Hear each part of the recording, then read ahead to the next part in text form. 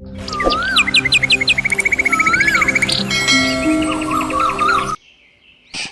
चिड़िया और काले कौवे की शादी हो गई थी और दोनों अपने सासू माँ के घर में रहती थी। लाडो चिड़िया काफ़ी दिनों से बीमार होने लगी थी। फिर डॉक्टर आती है और चेक करती है तो पता चलता है कि लाडो चिड़िया तो माँ बनने वाली है। फिर डॉक्टर लाडो चिड़िया का चेकअप करके चली जाती है। उसकी सास कहती है, हमें तो बेटा ही चाहिए बहू, बेटी हुई तो अच्छा नहीं होगा। टूनी घबरा जाती है और कहती है, माँ जी आप ये कैसी बातें कर रहे हैं? बेटी हो या बेटा हो, दोनों में कैसा भेदभाव? दोनों तो समान ही होते हैं। लाडो चिड़िया का पति कहता है, हाँ हाँ माँ सही बोल रही हो, हमें तो बेटा ही चाहिए, बेटी तो नहीं चाहिए हमें, सुन लो तुम, ठीक है। लाडो चिड़िया फिर उदास हो जाती है और फिर वह जाके अपने घोंसले में बैठ जाती है। दिन बीतते जाते हैं और लाडो के महीने भी पूरे होने वाले थे। लाडो की सास डॉक्टर को चेकअप कराने के लिए बुलाती है। डॉक्टर आती है और लाडो चिड़िया का चेकअप करती है। फिर डॉक्टर से पूछती है, डॉक्टर आप बता दीजिए कि लड़का होने वाला है या लड़की होने वाला है? डॉक्टर कहती है, नहीं नहीं ये मैं बिल्कुल नहीं बताऊंगी, ये गैर कानूनी है और मैं नहीं बताऊंगी। फिर उसकी सास कुछ नहीं कहती है और डॉक्टर फिर चेकअप करके चली जाती। और फिर कुछ दिनों के बाद लाडो अपने अंडे को देती है। लाडो 12 अंडे देती है और उसमें से 12 बेटी ही होती है। उसकी सास आती है और कहती है, हाय राम ये क्या हो गया, 12 बेटी हो गई, हमें तो बेटा चाहिए था। टूनी अब तो तुझे इस घर में नहीं रहने देंगे। माँ जी आप ये कैसी बातें कर रहे हैं, ऐसा मत बोलिए, बेटी हुई तो क्या, बेटी भी किसी से कम नहीं होती है, वह माँ बाप का दर्द ज़्यादा समझती है।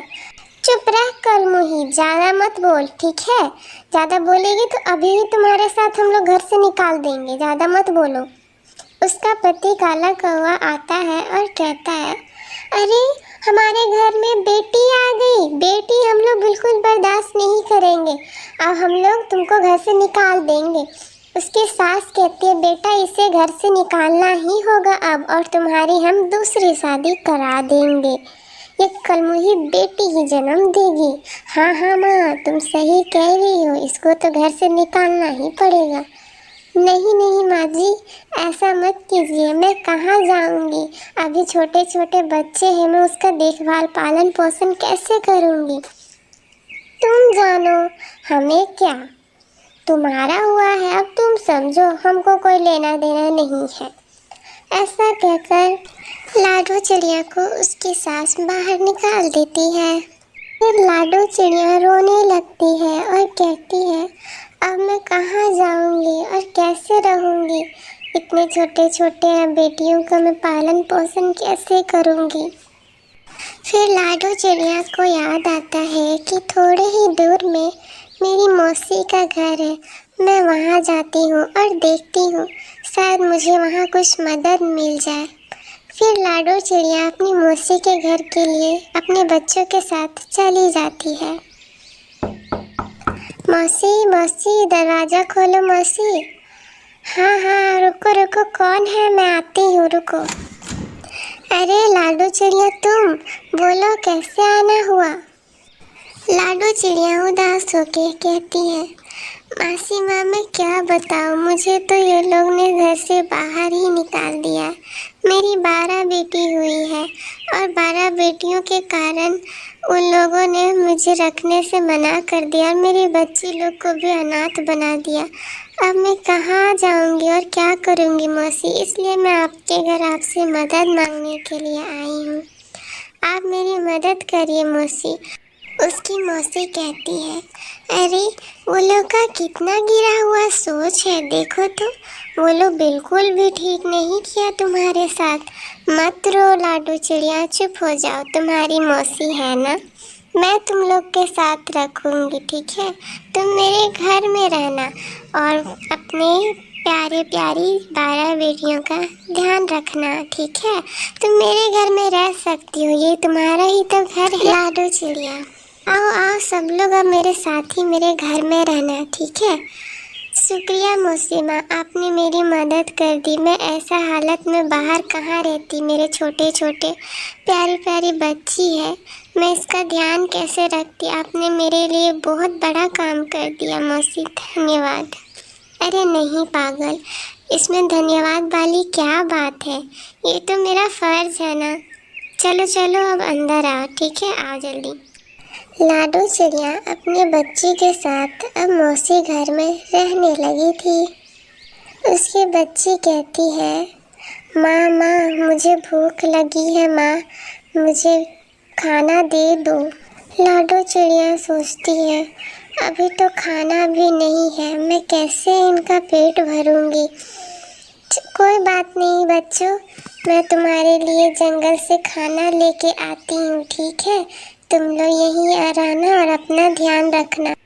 मैं जल्दी ही तुम लोग के लिए खाना लेके आऊँगी, ठीक है। अब मैं चलती हूँ, तुम लोग अच्छा से रहना, मैं तुम लोग के लिए खाना लेकर जल्दी ही वापस लौटूँगी। ठीक है माँ।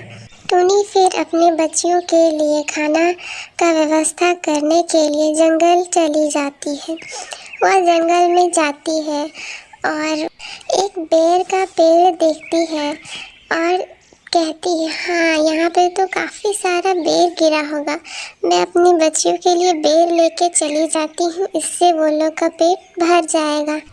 फिर लाडो चिड़िया बेर लेके अपने घर चली जाती है और कहती है, ये लो बच्चे, तुम्हारे लिए मैंने बेर लाए हैं, ले लो। अरे वाह माँ, अब तो हम लोग का पेट भर जाएगा। हाँ हाँ ले लो, चलो चलो सब लोग आ जाओ, खाओ, ठीक है। फिर मैं बाहर और जाती हूँ और कुछ और सामान भी तुम लोगों के लिए लेके आती हूँ।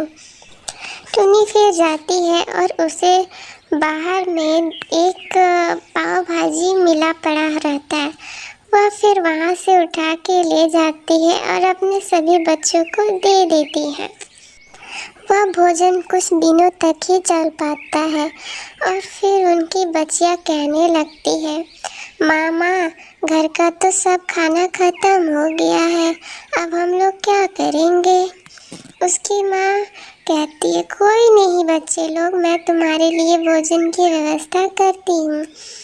फिर लाडो चिड़िया जंगल में जाती है पर कुछ भी खाने को कहीं भी नहीं मिलता है।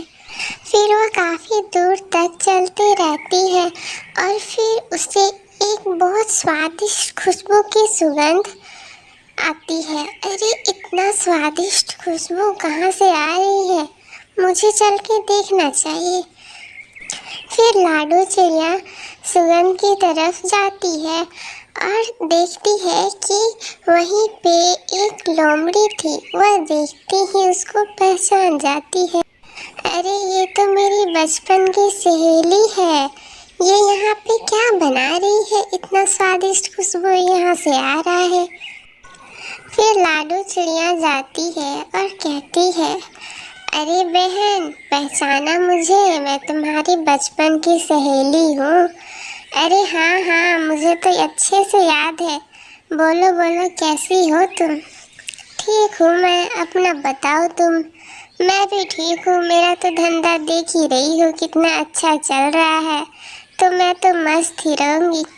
हाँ वैसे ये तुम क्या बना रही हो, इतना स्वादिष्ट सुगंध आ रहा था कि मेरे से रहा नहीं गया और मैं यहाँ चली आई। इसको मैगी कहते हैं, इसका स्वाद बहुत ही मस्त रहता है, तुम्हें भी खा के देखना चाहिए। हाँ लेकिन मेरे पास पैसे नहीं है, मैं तो यहाँ पे अपने बच्चों के लिए खाना ढूंढने आई थी। क्यों तुम्हारे पति काले कौवा खाना लाने के लिए नहीं जाते हैं क्या। नहीं नहीं, मेरी तो 12 बेटी हुई थी तो इसलिए वो लोग ने मुझे अपने घर से निकाल दिया। मैं तो अपने मौसी के घर रहती हूँ और वहीं पे अपनी 12 बेटियों का पालन पोषण करती हूँ। अरे वो लोगों ने तो बहुत गलत किया, ऐसा वो लोग को नहीं करना चाहिए था। छोड़ो कोई बात नहीं, जाने दो। ये लो तुम मैगी खा के देखो और बताओ कैसा बना है। ठीक है, और पैसे की बात मत करना, हम लोग तो दोस्त है ना, तो पैसे जाने दो, ठीक है। फिर लोमड़ी लाडो को मैगी खाने के लिए देती है और लाडो मैगी खा के कहती है, अरे वाह, ये तो कितना स्वादिष्ट है, ये तो बहुत ही टेस्टी बनाई हो तुम। ये कैसे बनाती हो? मैं भी अपने बच्चों के पालन पोषण के लिए यही दुकान खोल लूँगी तो कैसा रहेगा? क्या तुम मुझे भी ये सब सिखाओगी जिससे मैं अपने 12 बच्चियों का पालन पोषण अच्छे से कर सकूं? क्या अब लाडू की सहेली उसको मैगी बनाना सिखाएगी? इसको देखने के लिए पार्ट 2 का इंतजार करें और हमारे चैनल को सब्सक्राइब जरूर करें।